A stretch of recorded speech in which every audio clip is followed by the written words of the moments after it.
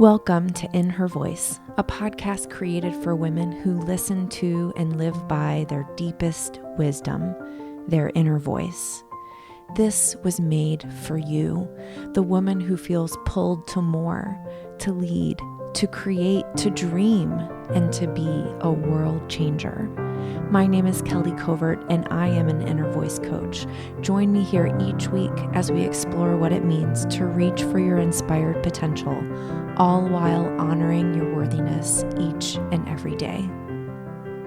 Hello there, this is Kelly. Thank you so much for joining me today on In Her Voice. I have a really wonderful interview for you guys today. It's with my friend Suzy Carroll, and it's funny because we have been trying to schedule this interview literally for months, and we've had all kinds of mix-ups and tech problems. And in fact, this interview almost didn't happen because we couldn't figure out the sound piece of it, and we ended up recording it on Zoom. So if it sounds different to you, that might be why. But it was just the perfect timing. And normally I sit on interviews for a while. I'm way ahead as far as my schedule goes, but I pushed to get this interview out to you today because I feel like it is so timely. Suzy and I are talking about Overwhelm. We're talking about the antidote to overwhelm and the steps to take to get there. And we spend a lot of time at the end of the interview talking about how now, right now in this time, May 2020, is a really good time to be thinking about what we want to take with us as we return to regular life. And I've been thinking a lot about that, and I know that probably you have too. And it's something that I think we really should be intentional about.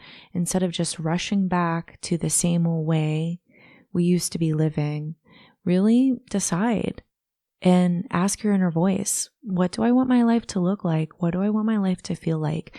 Right now, we all have the opportunity to create our lives the way we really want them to be after having this pause, this break in our normal routine, so to speak. Let me share a little bit with you about Suzy. Suzy Carroll is the founder of Alchemy of Feminine Leadership, and her career has been born out of years of self-doubt, an early adulthood suicide attempt, and adrenal burnout. Today, Suzy uses her 35 plus years of business leadership and life experience to guide women to further their mission by revealing what's getting in their way and then letting go of a millennium of messages and legacies that women carry forward. Suzy helps women create a space to do the work that matters most without the encumbrances of self-defeating thoughts and beliefs. And I just so enjoyed this conversation with Suzy.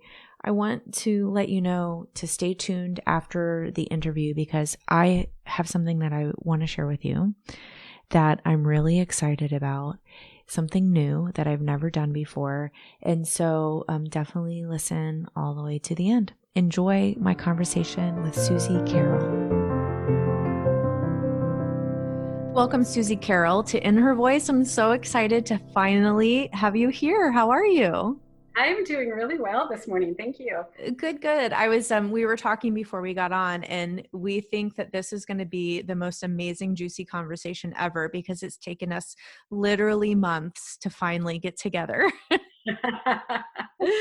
And you're here today because you really help women, in particular, women who are leaders, women who have drive and who have compassion to make a difference, keep themselves out of overwhelm, or if they're there already, figure out how to climb out of that hole, which can be really deep, as we both know. So I thought that maybe a good place to start today would be for you just to tell a little bit of your own story of how you realized that the way you were living wasn't sustainable anymore. Sure, I'd love to. So, honestly, how I realized that the way I was living wasn't sustainable was thank God for good friends who are willing to call you out on stuff. And this is almost 10 years ago now. And a friend of mine said to me, she said, Suzy, you're addicted to busyness. And I Mm. kind of stumbled and I said, I'm what? And from that point going forwards, I started to look at my life differently. And I truly was. I had a busyness addiction. Um, and it really came from, I mean, it came from for many different reasons. You know, the first childhood wounds, I was raised by a narcissistic mother. So I was driven by a need to um, feel like I was worth something and to fit in and to be appreciated. And then the other part of that was being driven by a need to fit in what I perceive to be culturally accepted way of being and living and doing, which is really fast paced. I decided that a successful person was a type A personality. So I started pounding the square peg in the round hole, so to speak. Mm-hmm. um, and just kind of hook, line, and sinker swallowed the mistruth of what success is. And I went at 200 miles an hour for well over 30 years. I'm in my late 50s now. And then absolutely burnt out, which was my wake up call. Mm-hmm. And how did you begin to revamp your life when you came to sort of that, forced stop, so to speak? The first thing I did was I wrote down everything. As my same friend who had pointed out that I had this busyness addiction, suggested that I write down everything that I felt responsible for. And I filled up a legal pad, single spaced, two sides. Oh my gosh, that's a lot of And then responsibility. yeah. And then she said, now choose five things. I about had a meltdown. So that really opened my eyes. And then I started taking small steps. I mean, it really opened my eyes to how much I thought I was responsible for and where did that come from? So I started asking questions. Why do I feel like I need to be doing all of this? I was definitely juggling all the balls, keeping them in the air to feel some semblance that I was in control of my life. So I started out by simply coming home. At that time, I owned a brick and mortar business. I owned a nutrition and wellness center. And I would come home normally. I would come home and just, open the mail and start cleaning and just keep going. So I started taking what I call transitional breaks. So when I was done with work, I would walk in my door at the house and I'd take a 10-minute break.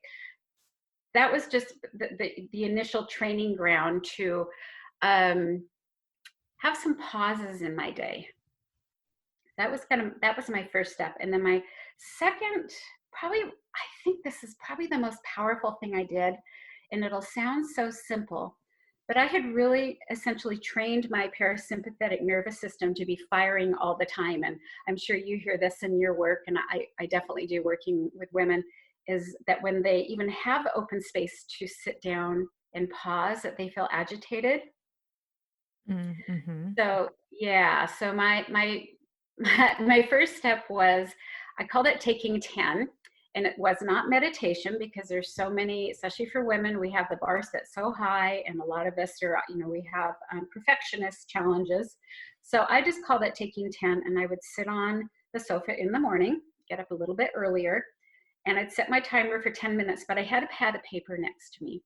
So if a thought came in that I just got fixated on, I would open my eyes and write it down. So there was no rules for this. And then, the ones that I could allow to kind of float by on clouds, I would. And within 2 weeks, I was able to sit for 40 minutes. It was extraordinary how fast I was able to retrain my brain. So Wow. yeah, those are two pivotal things, was the transitional, what I call transitional breaks.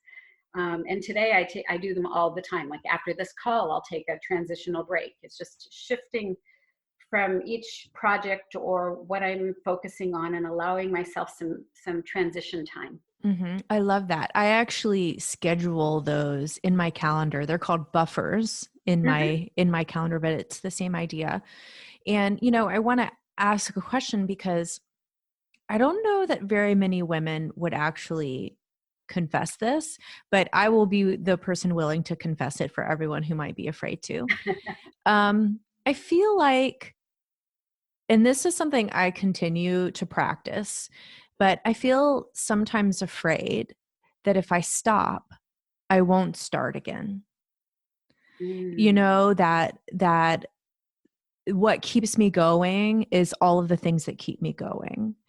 And I'm starting to really practice, like, giving myself one whole day of like doing nothing. And it still feels Mhm. awkward and, sometimes uncomfortable.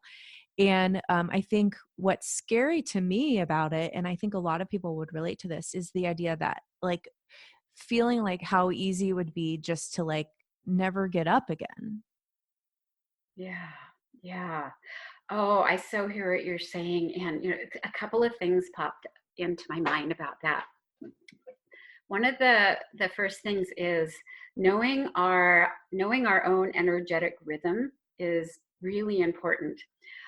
And I know a lot of women are. The reason, this is just my belief, the reason that we're uncomfortable with stopping is, when I talk about a busyness addiction is really an addiction to adrenaline. So it's that adrenaline, by keeping ourselves wound up or drinking caffeine. It keeps our adrenaline pumping, and that keeps us going. And if we don't hit the pause button, we never actually really know if we're even tired, or if this pace we're going at is too fast. So one of the things I really understand about myself now is I am not an 8 hour a day, Monday through Friday person. I absolutely don't have that in me. So I've needed to make changes in my life to accommodate the fact that I am a 4 hour a day person and I need a lot of space in between everything I'm doing. I have another friend she can go at it for 7, 8 hours a day and she's absolutely fine. I am wiped out from that. But I think what you were talking about taking a day off, or even taking a half day off, or scheduling in buffer time, which I call the white space, helps us to begin to recognize when we're out of alignment with a healthy level of energy. Because if we keep pushing and we're really tired and we don't even allow ourselves to feel really tired, that's when we start to get ourselves in trouble with our health. Mm-hmm. Mm-hmm. And my listeners know this. This has happened to me. Like I've also suffered from adrenal fatigue. Mm-hmm. And one thing that I am really learning now as someone who came out of that and really revamped my approach is that also I don't have to be afraid of that. It's not about fearing doing too much or Mm-hmm. fearing doing too little. It's about really checking in and, like I would say, asking your inner voice what needs to happen that day, what that day needs to look like, how that day needs to flow. And then here's the key, not feeling guilty about, for example, only having a 4 hour day instead of an 8 hour day. Exactly. Yeah, that one took me, actually, I would say probably a good year, if not 2 years, to completely adjust to and feel comfortable with. Mm-hmm. And then I started reaping the rewards from slowing down. Um, so yeah, I if there was a message I could get across is just, and especially in this time that we're in, that looks like it's going to stretch out for a while, is there's so much beauty in slowing down. There's nothing wrong with busy. I completely agree with you, but it's healthy busy versus unhealthy busy, and that's intention. So everything you just said, what that spoke to me was, that's intentional busy. So having something, you wake up in the morning and say, what's my intention for today? What am I going to focus on? And not letting, I call it, shiny object syndrome get in your way. Or just, I call it just one more thing syndrome. Setting your attention for what you want to accomplish and how you want to feel. Yes. Yeah. Yeah. I like to think of it as creating your to-be list before you create your to-do list. Like, who do I want to be today? And then what actions will help me accomplish that? Absolutely. Absolutely. Yes. Instead of the other way around.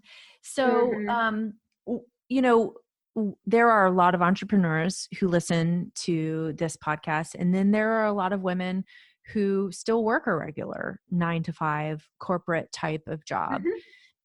It feels harder for someone who has to go into the office or who has to, log into their computer right now during the pandemic and be working for 8 hours a day. How do you navigate that if you don't have a job that feels as flexible as owning your own business? So, well, even when I owned my brick and mortar business, actually, it's sort of funny. I bought it thinking I wanted more freedom. Boy, did I learn a lesson. We were so darn busy. And I certainly did not build any white space into my day or hit the pause button or have transitional periods in the, I would say for the first, 5-6 years of having that business. And then I started noticing, I call it feeling buzzed out. You probably, where I literally don't know what to do next. It's like my mind is just buzzing. And I could stand there and turn in circles. And I honestly, in the workplace environment, I would remove myself and go into the bathroom just to take a couple of minutes of deep breaths and get some relaxation time. And then as I began to progress, I set up really good boundaries. Now, granted, I owned the business, so I was able to work with my staff and employees on this. But I'm mentally going back. I was an advertising director of print media before I bought my business. Well, this is sort of funny. I was watching somebody in our office who smoked. And because of her habit, she would always take, 2-3 times a day, she would step outside for 10 minutes and go smoke her cigarette. Mm-hmm. And I thought, well, I don't smoke, but why can't I head outside for 10 minutes and go for a walk? So what I started to learn was building in some intentional small breaks. And, the thing is, even if it's 5 minutes of closing your eyes and taking some deep breaths, that can be enough to bring you back into right relation with yourself, and your mind and your body. Mm-hmm. I love that how you just said that, bringing yourself into right relation with your mind and your body. To me, that just, it's like coming back into yourself. And that is Yes. where we feel most loved and most safe. And that's where our wisdom resides. And so that makes so much sense. And you're right, it doesn't take much. It just takes practice, to remember to do it, because you can get so involved with what you're doing that you just forget to do that. And I think, that's what I hear you saying, like you forgot for like 5 years. You forgot. Yes. And that doesn't mean that we can't make an impact, if we're living our life that way. But I do think that it can diminish our impact. Don't you think? Oh, absolutely. And that's, one of the reasons I emphasize when I'm working with clients, why one of our goals is to bring in clarity, is especially women. So we're innately nourishers, givers, and pleasers. And those are beautiful traits, but those are the very traits that trip us up, because we get so busy doing things for others that we forget about ourselves. we're not feeding our own well-being and taking care of ourselves. And then we're saying yes to everything and helping everybody. And we completely, as you said, we completely dilute our ability to make a really positive impact because we're going in so many different directions. So part of calling in clarity is honing in on what's most important to you, what matters most, and then having the courage to let everything else go. Mm. So how do you get clear? What are the steps that you have women take to get really clear on what matters most to them? Okay. Well, obviously with everything, it's a process, and a lot of these are daily practices, but there's 4 stages of clarity. And the first one is revealing what is hidden and raising awareness around what is forming blocks to desired outcomes. And then that fosters releasing what isn't you or yours. And I describe it this way. My belief, the day you're born, is sitting by your side, you have a suitcase that it's open and it's completely empty. And then women, especially because of social conditioning, we go through life filling up our suitcase from outside influences, whether it's our parents, guardians, media, peer pressure. And we arrive at a certain place in life where we start questioning, there must be a better way, or I'm tired, or I've lost my mojo. And oftentimes a woman is feeling that way because her suitcase is so full of beliefs, and thought patterns that you've unwittingly adopted because of outside influences. So then there's this process of really honing in on what is actually you and what isn't you, and letting that go. And then the third stage is responding differently. So now you're aware of your blocks and where they've come from. And now you know what you want to release. And then it's beginning to respond differently. So making different choices based on your expanded awareness. So one of my favorite questions it comes from the Course of Miracles. Above all else, let me do this differently. Or let me see this differently. Yeah, I just love that one. And then the fourth stage is reorienting. And this is, you alluded to it, this is where daily practices come in, to reorienting to a new and healthier way of being, and one that places your well-being as a priority. And that fosters soul-aligned inner leadership. And I feel for women, and when I talk about leadership, I'm not necessarily talking about leading a huge movement. Inner leadership is leading yourself so you feel good about you. You feel really settled into yourself. And from that place, that inner spark, that inner light just comes out, and you start to lead others purely by example. Yeah. Yeah.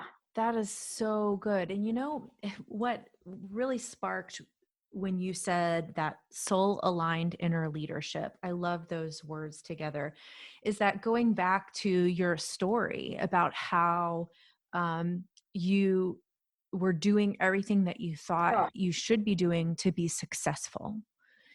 And to me, being tapped into that soul aligned inner leadership, to me, that's what success feels like now.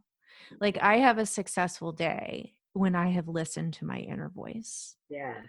And when I have led myself from a place of alignment, like that is success. And the beauty of that is you can get that every day, regardless of, how much money you have in your bank account, or how many certificates you have on your wall, or what accomplishments you have done that day. But also I think that kind of success leads to what would be generally considered as success, don't you think? Oh, absolutely. Yes. Mm-hmm. But I'm Yeah. sure it feels different. Mm-hmm. Well, and I think every woman should define for themselves what success means, because we're still operating from an old paradigm, I believe, of what success is. Yeah. What And is success to you? you pretty much described it. Success to me is when I arrive at the end of the day, not exhausted, feeling feeling full, that okay, today I did things that lit me up. Today I love, I absolutely love having days where I'm working with clients, and helping them wake up. That really lights me up. But days where I have, well, I actually, I don't ever exhaust myself anymore. It's so dialed in there. But yeah, so success to me is arriving at the end of my day, just feeling happy and fulfilled and having the energy to be present for my family or friends. Yes. Yeah. Yeah. Yeah. I think that speaks volumes, having the energy to be present for your family and friends, because how many of us have gotten to the end of the day and, your spouse walks in the door and you have to get dinner on the table for your family.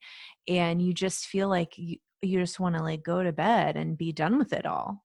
Yeah. And that doesn't feel good. I'm the older I get, the more I realize like, I just really want to feel good.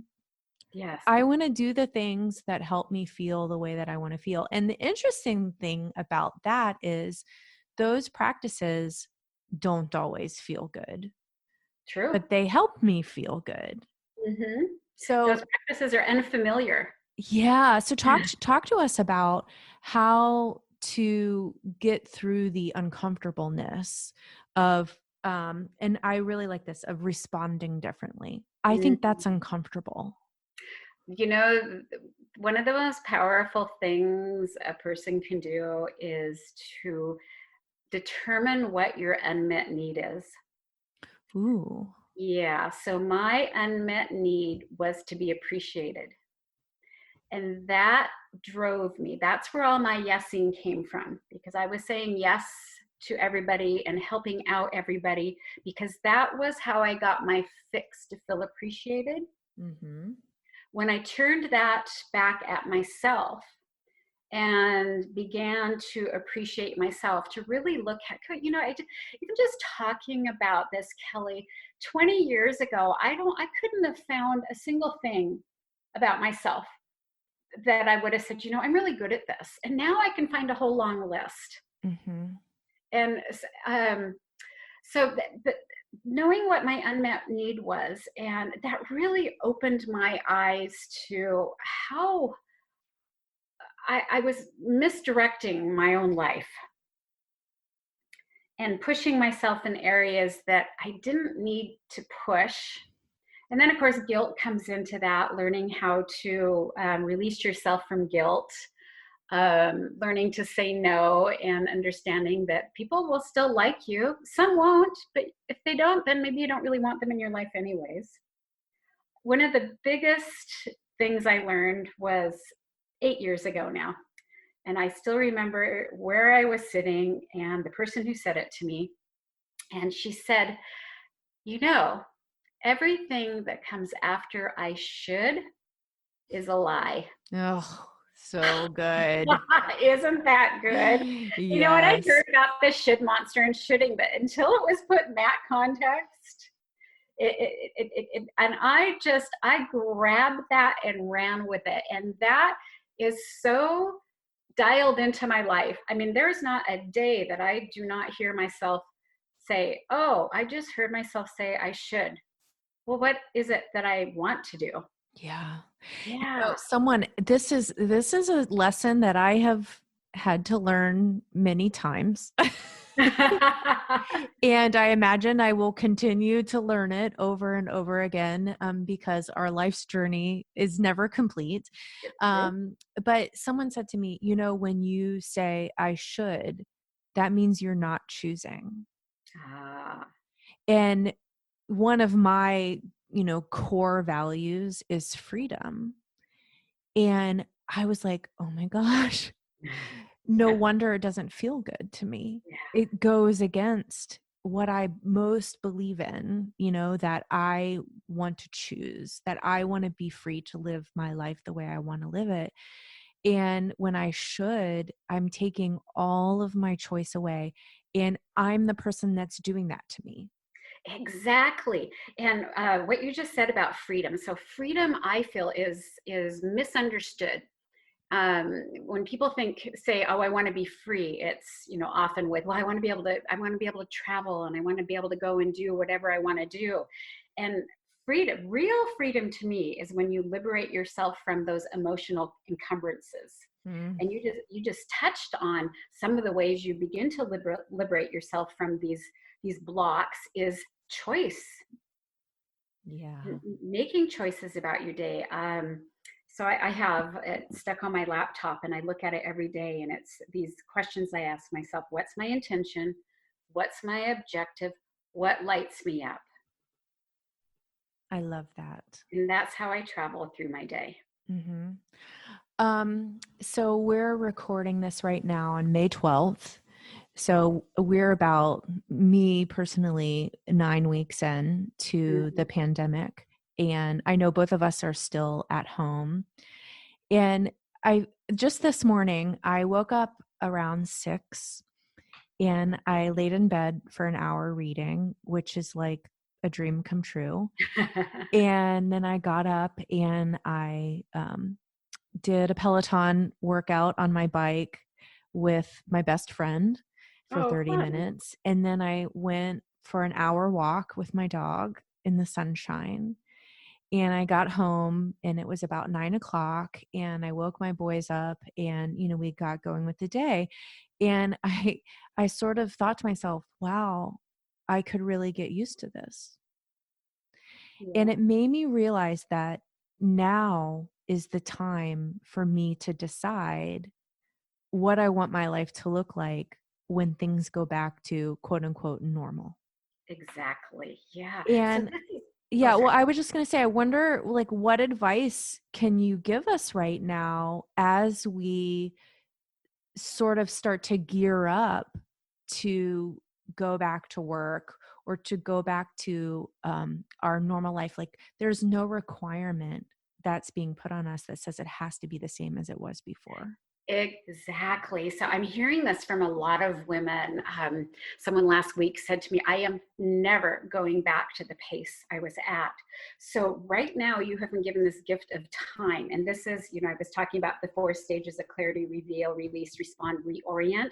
You have this opportunity right now to begin reorienting, because part of this is calming your sympathetic nervous system, so you were not habitually drawn to into that busyness realm again. But as you said, a lot of this is about choice. You now have this time, and you are seeing the benefits of taking this time for exercise and taking this time for walks. And I would also, I mean, this is how it works for me. When I am really truly nurturing myself, I actually, this isn't about quantity, the quality of what I accomplish in my day goes up extraordinarily. Yeah, Mm-hmm. yeah, yeah. So, taking this time to really think into what were you doing before that you could let go of? Where can you put boundaries in place, especially, in the realm of helping others and, the volunteering? Where can you reorient yourself? What is going to be non-negotiable going forwards? Yeah. Yeah. I love that. And I have quite a few non-negotiables in my life that I've always had. And I think what I'm relishing right now is how much more time I have to spend with them. Uh-huh. And like, how, like, you're right, that I don't need to work 8 or 9 or 10 hours a day to get everything done that I want to get done, because I'm taking the time to be with myself and to take care of myself and to nurture myself and to give to myself. Like you said, we're nourishers and givers. It sort of fuels me, and that the time when I am working, and it's almost like magic. Yes. And the other part of this, Kelly, too, is looking at how your life energy. So I think of life energy as money in the bank. So Yeah. I'm very, very careful. I'll give you an example. I've been running a Facebook group, and I enjoy it, but it takes up a lot of my emotional, not so much actual clock time, but it uses a lot of my emotional life energy. Mm-hmm. It was a difficult decision, but I have archived that for now. I did a final video, but that was a choice I made, and I'm not sure I'll go back to it. Mm-hmm. There's other areas of my life where I'm willing to spend my life energy and reap a high level of reward. Well, and you know what I love about that example that you So just gave? it's making. Sorry, Suzy, Mm-hmm. sorry to interrupt. Oh, What I love about that is you were clear that you needed to give to yourself before you give to others. exactly. Yeah. So if that's one thing that we can take away, like as we gain clarity and go through those 4 stages of Mm-hmm. gaining clarity, to also have clarity around what's important to us and the boundaries that we need to set in order to preserve those things. Because trust me, if we don't set the boundaries, they're like, like I open the door and my dog runs for it and like forget Uh-huh. about it, right? It's all it goes away really fast if we don't set the boundaries. It sure So does. mhm. Yeah, yeah, and it's one of those daily practices, and always checking in with yourself. Every single day, checking in with yourself. How am I doing? Where am I at? Am I taking care of myself? Where's some fine tuning that's needing, and what pearls can I polish? Yeah, I love it. Suzy, one last question for you that I always like to ask all of my guests. As you sat with yourself this morning in your white space, what is your inner Hmm. voice saying to you today? Well, this will come as no surprise, and I feel like I've done so much of this, but I'm ready for another layer, and it's to simplify. Mm, And I feel the direction we're going, especially for those of us doing business in the online world, is it's already so saturated, it's going to become even more saturated. So what I'm working on right now is just simplifying my website, simplifying my life to even a deeper level. So yeah, that's what my intuition is telling me right now. Just simplify. I love that. I think I will take that also as inspiration for myself today. Suzy, thank you Wonderful. so much for being here, for sharing your wisdom. Why don't you share with everyone how they can get into contact with you and find you on the web and things like that? Okay, well, my website is suzycarroll.com, and it's SuzyCarroll.com. And my email is the same, Suzy@suzycarroll.com. And I'm on Facebook and Instagram and LinkedIn. But I'm not a heavy social media user, but I am there. Wonderful. So we can find you. We can find you one way or the other. Yeah. Yes. Well, fantastic. Well, thank you so much, Suzy, and I wish you well. Thanks for being here today. Okay, thank you, Kelly. Really fun conversation. You're somebody I could have talked to probably for hours. Wow, wow, wow. I just really love that interview. And I want to highlight what Suzy and I were talking about in regards to the 4th step of clarity that she mentioned, which is reorienting. And now is a time that we can reorient ourselves as we move from being at home during this pandemic back into our regular lives. Guess what? We don't have to go back to it being exactly the way that it was. And if you want to go back to it being exactly the way it was, that is great too. But if you were feeling unfulfilled, if you were feeling overwhelmed, exhausted, if you were feeling like you just weren't quite living the life that you thought that you wanted to, now is a perfect time to reorient yourself. We have been given this beautiful opportunity, as hard as it's been, to stop everything and be home. Now we have this opportunity to choose when we go back. And it's funny because even before our conversation, I had been thinking a lot about my own monthly practices and how I really sit and develop these practices for myself each month and make my practice tracker, it's become sort of a ritual for me. And I was thinking that it was something that I would like to share with all of you. And then as Suzy and I talked about reorienting, I thought, what a beautiful opportunity to take some time and space to get still and to listen to your inner voice and to really get clear, have clarity around what you want your day to look like each day as you go back, and also to develop practices for the month of June that are going to support you in that. So today is May 13th, and I have decided that on May 31, the last day of this month, it's a Sunday at 10 a.m. Eastern, I am going to be offering a workshop.